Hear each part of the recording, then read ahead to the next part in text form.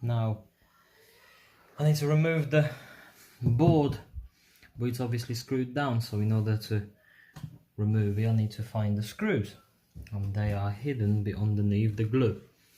So make sure you've got a good magnetic torch, and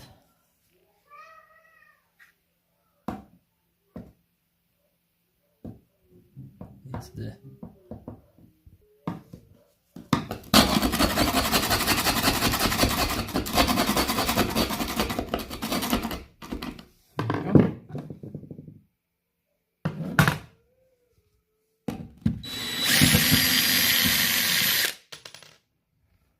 voila.